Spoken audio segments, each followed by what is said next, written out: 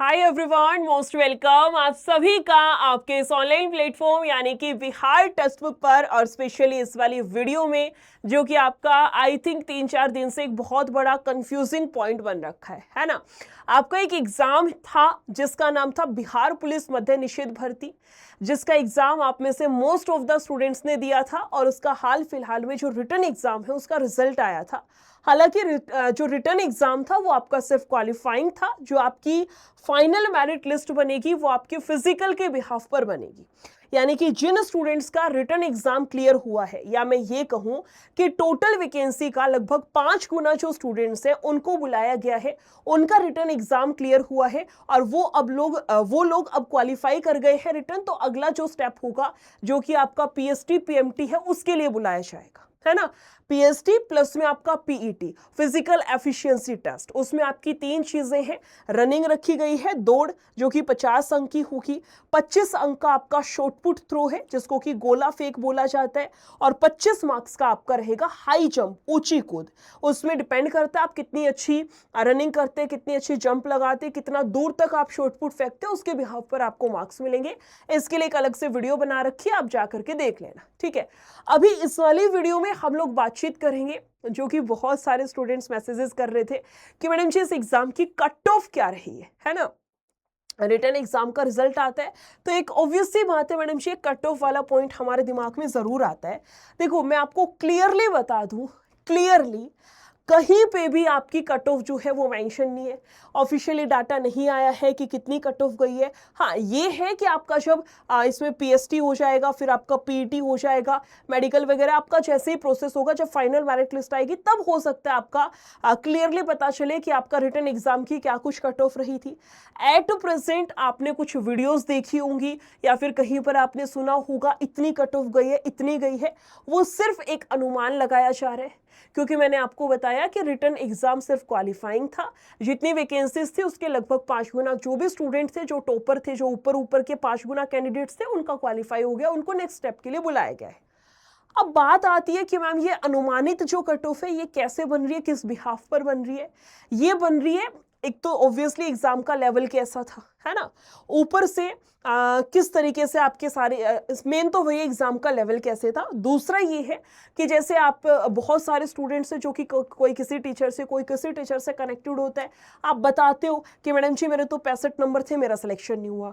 कोई दूसरा स्टूडेंट है, उसने बताया मैडम जी मेरे इस कैटेगरी से 56 नंबर थे, मेरा नहीं हुआ। कोई तीसरा कह रहा है मेरी इस कैटेगरी से 67 नंबर थे, मेरा हो गया, यानी 67 पे तो हुआ है बच्चे का, है ना।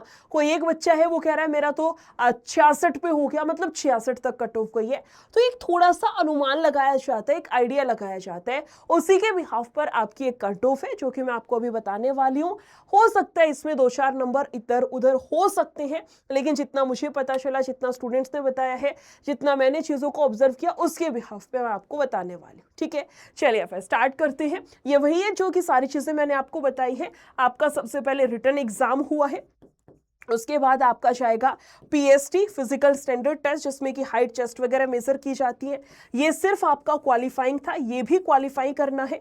उसके बाद मेन होगा पीईटी फिजिकल एफिशिएंसी टेस्ट, इसके बिहाफ पर आपकी फाइनल मेरिट बननी है, इस पे आपको पूरी जी जान लगानी है, इसके बिहाफ पर मेरिट बनेगी। जो चलन दस्ता वाले थे उनका फिर एक ड्राइविंग टेस्ट भी होगा।